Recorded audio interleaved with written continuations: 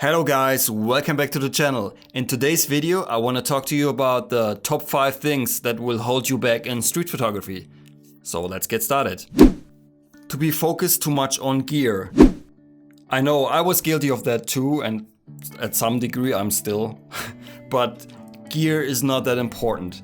I mean, you have to be comfortable with the camera you're shooting, but still gear is less important than the image. If you have a nice image, it doesn't matter which camera you use to shoot it, and you have the image and that's all that matters.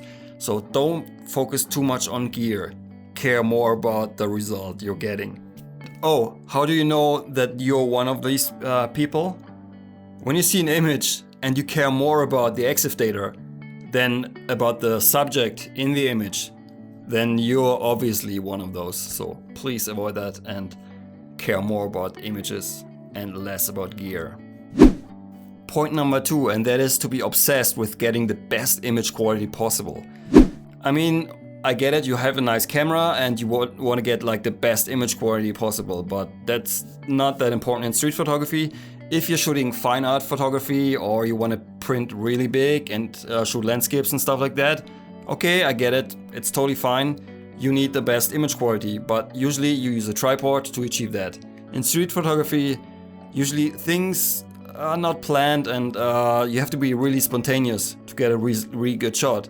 And that often means to bump up your ISO, to have a grainy shot. Sometimes you even have motion blur in your photo.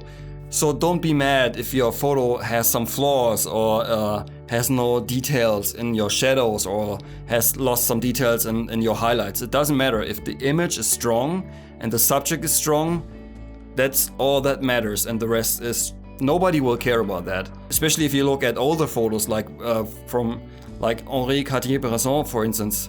Most photos are not sharp at all. They are very blurry sometimes and they're grainy, but who cares? I mean, if the image is strong, doesn't matter. So the next point would be to focus on theory. A lot of us are guilty of studying a lot of theory, like watching YouTube videos, reading books about settings and techniques, what to do and stuff. I mean, that up to a certain degree, it's fine. There's nothing wrong with that. But the lesson you learn when you go outside and fail is much more valuable than the lesson you learn just by reading a book. To be too far away from your subject. I've talked about this a lot, and for me it's very important to get close, to have this, your images will get a certain degree of intimacy between you and your subject, and this will make the image stand out more if you get close. If you start out and you think, oh, I'm close enough, just get one step closer or maybe two. I made a video about this, talking specifically how you can get closer to people out on the streets. I will link it up there. Check it out. Don't fall into the trap of only serving stereotypes of street photography.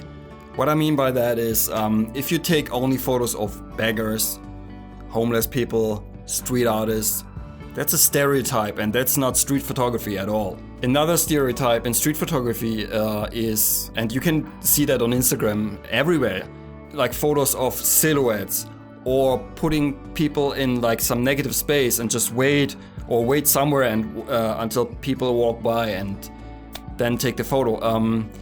Or take photos of people in front of huge billboards. I mean, those photos can work, but usually they have no soul.